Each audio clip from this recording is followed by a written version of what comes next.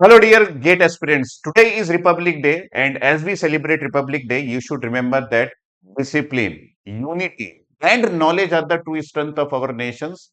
And you should be a proud Indian, and you should contribute something to this nation. What you can contribute? आज मैं इस video में इसी बारे में बात करूंगा कि आप किस तरीके से एक रेस्पॉन्सिबल सिटीजन होते हुए नेशन बिल्डिंग में अपना कंट्रीब्यूशन कर सकते हैं। अगर आपने डिग्री कंप्लीट कर ली है और डिग्री कंप्लीट नहीं भी की है, आप second year, third year, fourth year में हैं और आप ये सोच रहे हैं कि इस नेशन बिल्डिंग में आज के दिन कम से कम मैं किस तरीके से कंट्रीब्यूशन कर सकता हूं, तो मैं आपको बताऊंगा कि एक इंजीनियर कैसे कंट्रीब्यूट कर सकता है। अगर आप किसी भी डिसिप्लिन से हैं, चाहे आप मैकेनिकल के हैं, चाहे आप केमिकल के हैं, सिविल के हैं, इलेक्ट्रिकल के हैं, इलेक्ट्रॉनिक्स से बिलोंग करते हैं, आपकी ब्रांचेस ऐसी है, मेटलर्जिकल, केमिकल, तो मैं आज डिटेल में आपको ये बताने वाला हूं कि नेशन बिल्डिंग में एज एन इंजीनियर हमारा कंट्रीब्यूशन कैसे हो सकता है। सिर्फ मैं इतना ही बात नहीं करूंगा, आपको ये पाथवे भी बताऊंगा कि आप किस फील्ड में जाने के लिए कौन से पीएसयू को ज्वाइन कर सकते हैं। पीएसयू के बारे में पूरी डिटेल में आपसे बात करूंगा और उसके बाद मैं आपको बताऊंगा कि अल्टीमेटली आपको वहां लैंड करने के लिए क्या रिक्वायरमेंट आपके पास होनी चाहिए। तो चलिए आज की वीडियो को स्टार्ट करते हैं।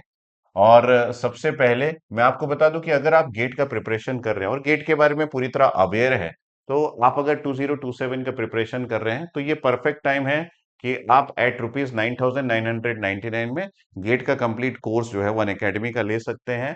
और यहाँ आपको मिल जाएगा फ्री एक्सटेंशन और गेट एश्योर भी। गेट एश्योर एक ऐसा चीज है जहां आप अगर अपने प्रिपरेशन में कुछ कमी रखते हैं और आपका गेट क्रैक नहीं होता है, तो अन अकेडमी आपको फ्री सब्सक्रिप्शन के थ्रू एक बार और चांस देता है। और ये जो ऑफर है ये 29 ऑफ जनवरी को एंड हो जाएगा। और आप सब्सक्रिप्शन का लिंक जो है वो डिस्क्रिप्शन और कमेंट सेक्शन में से ले सकते हैं, वहां क्लिक करके आप सब्सक्रिप्शन ले सकते हैं। और आपको यूज करना पड़ेगा कोड रिपब्लिक। ठीक है। इसके आगे मैं बात करता हूं कि नेशन बिल्डिंग में हमारा कंट्रीब्यूशन कैसे कैसे हो सकता है। इसके बाद मैं पीएसयू के बारे में भी बात करूंगा। तो सबसे पहले अगर इंफ्रास्ट्रक्चर डेवलपमेंट में आपको इंटरेस्ट है या फिर आप सिविल ब्रांच से हैं, तो आप इंफ्रास्ट्रक्चर डेवलपमेंट जो कि अभी नेशन में रोड बन रहे हैं, बिल्डिंग्स बन रहे हैं, उस तरीके से अपने आप को उस चीज में कंट्रीब्यूट करके अपने नॉलेज को वहां पे यूज करके आप नेशन बिल्डिंग में हेल्प कर सकते हैं। इंजीनियर क्या करता है? Engineer designs and construct roads, bridges, dams, railways, airports and building which form the backbone of our nation growth. तो ये जो है बहुत ही इंपॉर्टेंट है कि आपको ये चीजें पता होनी चाहिए, क्योंकि नेशन का डेवलपमेंट जो इंडिया का जीडीपी अभी रेस कर रहा है, जो आप न्यूज में सुन रहे होंगे, वो इसके लिए सबसे बड़ा चीज है कि हम ये प्रोवाइड कर रहे हैं सारे जो भी गुड्स कैरियर है, इंटरनेशनल एयरपोर्ट्स हम बना रहे हैं, तो उन सब में हमारा कंट्रीब्यूशन कैसे हो सकता है इसके बारे में बात करेंगे।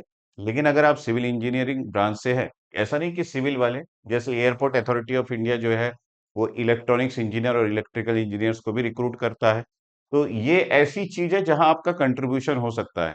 लेकिन कौन से पीएसयू ज्वाइन करने पड़ेंगे जिसके थ्रू आप यहाँ पे कंट्रीब्यूट कर सकते हैं, ये भी हम लोग आगे बात करेंगे। आगे मैं बात करूं यहाँ पे, तो नेक्स्ट है हमारे पास टेक्नोलॉजिकल ग्रोथ, जहां पे इंजीनियर्स प्रमोट इनोवेशंस, जो कि सबसे इंपॉर्टेंट बैकबोन है एक इंजीनियर का, कि उसके पास इनोवेशन होना चाहिए। आप सोच रहे होंगे कि सर मेरे पास तो नहीं है, मेरे पास इनोवेशन करने के लिए उतना दिमाग नहीं है, इतना मैं सोच नहीं पा रहा हूं, तो डेफिनेटली इसके लिए ट्रेनिंग की जरूरत पड़ती है, इसके लिए हायर स्टडीज की जरूरत पड़ती है, जहां आप इनोवेशंस कैसे होते हैं उसके बारे में सीखते हैं। उसके बाद नेशन बिल्डिंग में आप इसको यूज कर सकते हैं by developing new technologies in electronics, IT, space research, जो कि इसरो का नाम आपने सुना होगा। यहाँ ऑटोमेशन एंड कम्युनिकेशन सिस्टम जैसे बीएसएनएल, एमटीएनएल, इन सब में भी आप जॉब करके अपना कंट्रीब्यूशन दे के नेशन बिल्डिंग में हेल्प कर सकते हैं।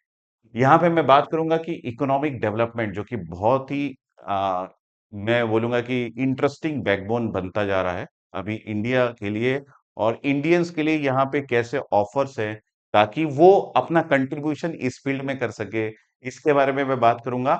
Bye setting up industries, infra, manufacturing units and startups, जिसके बारे में अभी भी चर्चा चलती है। एज एन इंजीनियर आपको चाय का ठेला नहीं लगाना है, आपको अपने नॉलेज का यूज करना है। जनरेट, क्योंकि वो भी एक स्टार्टअप बोला जाता है, आपको वैसा नहीं करना है। Generate employment and strengthen the nation economy. तो आपको इन सब फील्ड में जाना है कि आप एक इंडस्ट्री सेटअप किए, उस इंडस्ट्री के लिए जो भी आपको लोन लगता है, वो लोन में सब्सिडी गवर्नमेंट आपको प्रोवाइड करता है, आप इसके बारे में पता लगाओ।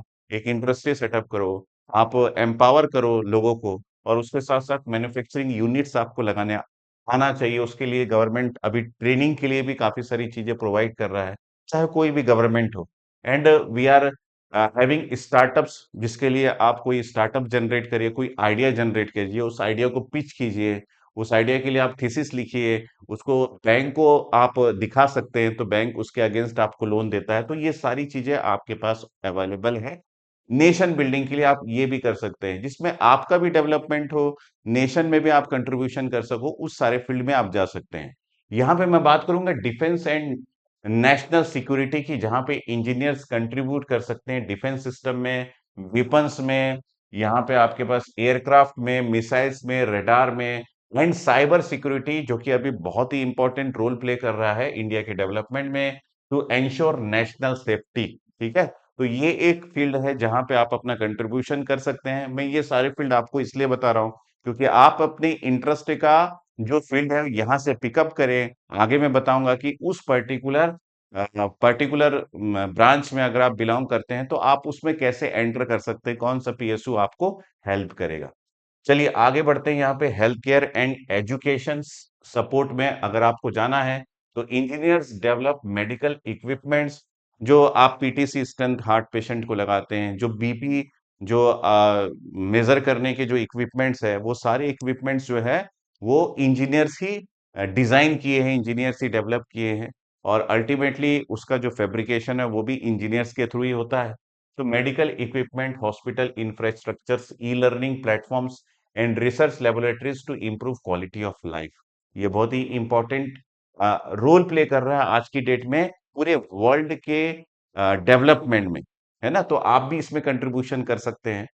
और अगर मैं यहाँ पे बात करूँ सस्टेनेबल डेवलपमेंट, ये क्या होता है sir? Engineers work on renewable energy, जो अभी सोलार एनर्जी के लिए हम लोग यहाँ पे सोलार जो पैनल्स है वो लगा रहे हैं, वो सारा कुछ जिसमें सब्सिडी भी प्रोवाइड किया जा रहा है।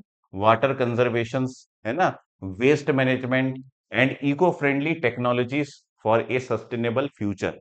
हमारे आने वाले जनरेशन के लिए अगर हम लोग एक सस्टेनेबल एनवायरनमेंट नहीं बनाएंगे तो धीरे धीरे दुनिया जो है वो खत्म हो जाएगी।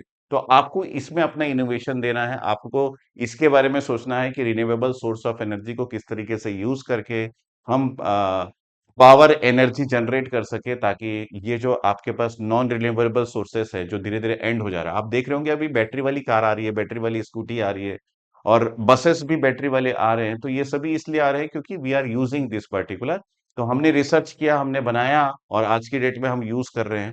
तो ये सभी इंपॉर्टेंट रोल प्ले करता है, आपके नॉलेज का यूज आपको यहाँ पे करना है ना।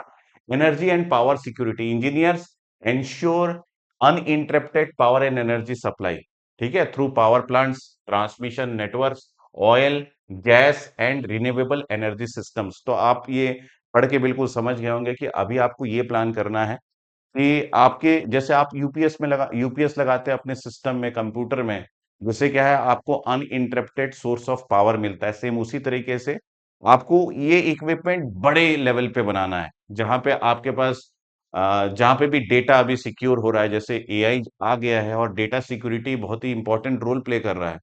और जहां पे डेटाबेस आपका इकट्ठा हो रहा है वहां पे भी हमको कंटिन्यूअसली एनर्जी रिसोर्सेज की जरूरत पड़ती है। अगर वहां पे कंटिन्यूअस एनर्जी रिसोर्सेज नहीं प्रोवाइड किया जाएगा तो डेफिनेटली डेटा का लॉस हो जाएगा और एआई जो है वो फेल हो जाएगा। तो बहुत सारा वर्क इसमें चल रहा है। चाइना अमेरिका का इसी चीज में फाइट चल रहा है कि किस तरीके से हमारे पास ऐसे सोर्सेस आ जाए जिसके थ्रू हम जो है वो कंटिन्यूअसली पावर सप्लाई कर सके, जिसको हम लोग अनइंटरप्टेड पावर सप्लाई बोलते हैं। तो इसके बारे में थोड़ा सा स्टडी कीजिएगा। अलग से वीडियो में मैं इसके बारे में और डिटेल में बताऊंगा कि चाइना इंडिया का भी वार किस टॉपिक में चल रहा है और इन सब के बारे में मैं आपको आगे बताऊंगा। ठीक है, आज की वीडियो में मैं आपको ये बताऊंगा कि आप किस किस फील्ड में कंट्रीब्यूशन दे सकते हैं और उस फील्ड में एंट्री करने का तरीका क्या है। रेल एंड ट्रांसपोर्ट मॉडर्नाइजेशन में आप अपना कंट्रीब्यूशन दे सकते हैं, जैसे engineer modernise railways, metros, highways and logistic systems to improve connectivity and national integration. तो ये भी एक इंपॉर्टेंट रोल प्ले करता है। और इंडियन रेलवे को तो हम अभी के डेट में जीवन रेखा बोलते हैं, जहां पे आप किसी भी एक स्टेट से दूसरे स्टेट, किसी भी एक वीकेंड से सिटी दूसरे सिटी के बीच में कनेक्शंस का सबसे और सबसे ज्यादा यूज करने वाला ये जो है ये इंडियन रेलवे है, जिसको सबसे ज़्यादा पब्लिक यूज़ करती है। तो यहाँ पे भी आप इसको मॉडर्नाइज़ कर सकते हैं और इसमें कंट्रीब्यूशन दे सकते हैं। जैसे कि अभी हो भी रहा है, काफ़ी का अलग-अलग से ट्रेन आ रहे हैं, बुलेट ट्रेन आ रहे हैं और काफ़ी सारा प्रोजेक्ट्स जो है वो इंडिया गवर्नमेंट अभी लेके आ रहे हैं ताकि कनेक्टिविटी प्रॉपर हो, कनेक्टिविटी फास्ट हो, ताकि गुड्स जो है वो एक जगह से दूसरे जगह फास्टली ले जा सके, ट्रांसपोर्ट बढ़े, तो बिज़नेस को फ़ायदा हो। इन सब चीज़ों पे बहुत सारा ध्यान दिया जा रहा है। तो ये भी एक कंट्रीब्यूशन है। डिजिटल ट्रांसफॉर्मेशन ये एक कंट्रीब्यूशन है जहां पे engineers enable digital India by developing smart systems. E governance ये जो बहुत ही इंपॉर्टेंट रोल प्ले कर रहा है अभी। डिजिटल पेमेंट्स यूपीआई के बारे में आपने सुना है। And secure communication networks. तो डिजिटल ट्रांसफॉर्मेशन ये एक फील्ड है जहां पे इंजीनियर्स अपना कंट्रीब्यूशन दे सकता है।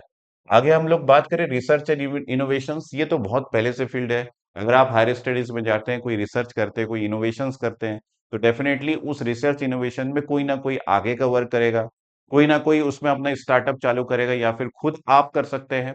तो इस तरीके से आप नेशन डेवलपमेंट में किसी भी डिसिप्लिन के हो, किसी भी फील्ड में आप अपना कंट्रीब्यूशन दे सकते हैं।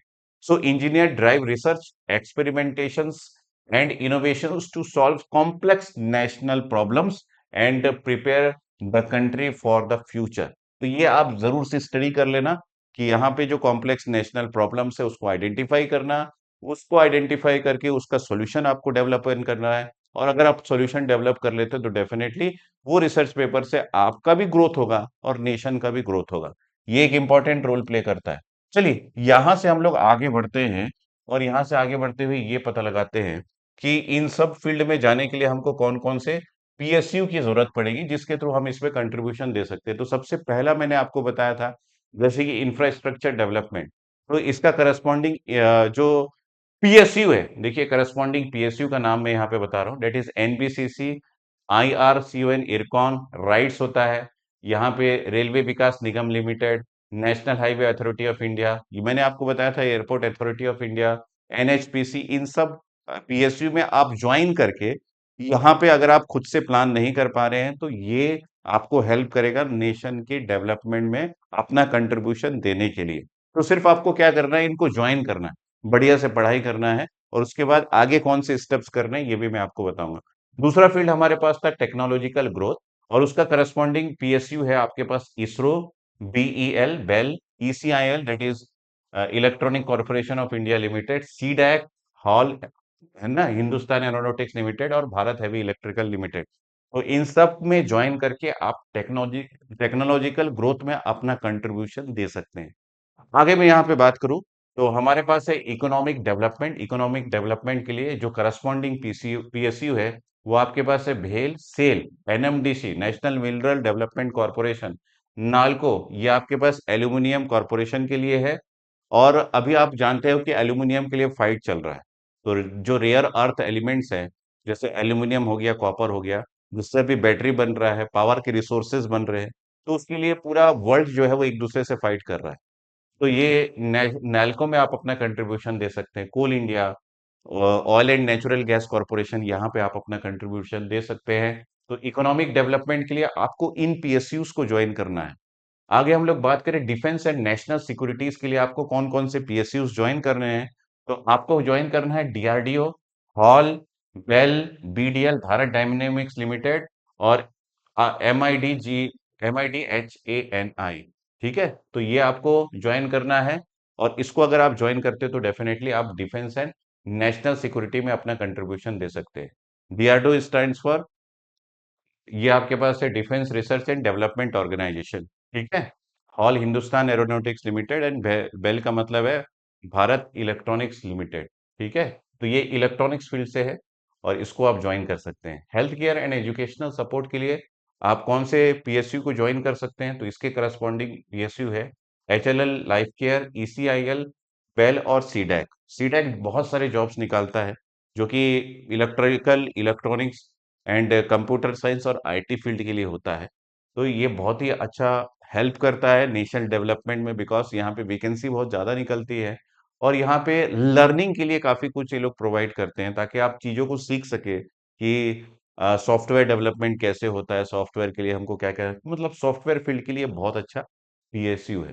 पीएसयू मीन्स ये आपके पास एक गवर्नमेंट की बॉडी है जहां आपको सीखने को भी मिलता है और जॉब भी मिलता है। तो corresponding PSU for sustainable development, जो मैंने आपको बताया था कि फ्यूचर के लिए हमको कुछ छोड़ के जाना है, रिन्यूएबल रिसोर्सेज के बारे में हमने यहाँ पे जानना है।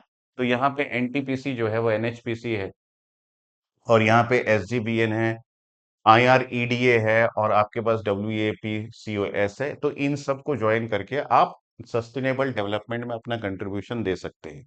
आप नोट डाउन कर सकते हैं यार, इस वीडियो का स्क्रीनशॉट ले सकते हैं। आपको इस फील्ड में जाने के लिए अभी से आपको सोचना पड़ेगा, और आप जितना अच्छे से इस फील्ड के बारे में जानेंगे, क्योंकि अभी तो मैं सारे फील्ड के बारे में बता रहा हूँ, कमेंट में ये बता सकते हैं कि किस पर्टिकुलर पीएसयू के बारे में आपको जाना है, या फिर किस पर्टिकुलर डेवलपमेंट का लिस्ट जो मैंने आपको बताया है उसके बारे में डिटेल में आपको जानना है, तो मैं आपको लिए सेपरेट वीडियो उसके लिए भी लेके आऊंगा, लेकिन आपका इंटरेस्ट जानने के बाद। अभी मैं कॉमन टू ऑल बता रहा हूं कि आज की डेट में आप किस किस फील्ड में अपना कंट्रीब्यूशन दे सकते हैं, और उस फील्ड में जाने के लिए आपका रास्ता क्या होना चाहिए, और उस फील्ड में आज की डेट में इंडिया में कौन से ऐसे पीएसयूज हैं जो वर्क कर रहे हैं।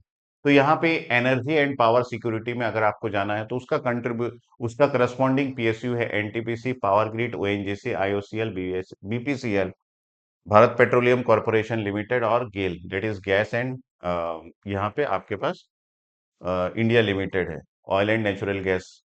रेल एंड ट्रांसपोर्ट मॉडर्नाइजेशन के लिए करस्पॉन्डिंग पीएसयू है आपके पास RBNL, DFCCIL, IRCON, RITES and CONCOR. ये इतने पीएसयू जो है वो आपको रेल एंड ट्रांसपोर्ट मॉडर्नाइजेशन में मिल जाएंगे। आगे मैं बात करूं तो ये आपके पास कंप्लीट डिटेल्स है जो मैंने अलग अलग पीएसयू का आपको दिया है। अब क्वेश्चन ये आता है कि सर इस फील्ड में जाने का तरीका क्या है। तो अगर मैं इस फील्ड में जाने का तरीका आपको बताऊं तो सबसे इजी तरीका है कि आप अपना गेट की पढ़ाई स्टार्ट करो सेकेंड ईयर से या थर्ड ईयर से।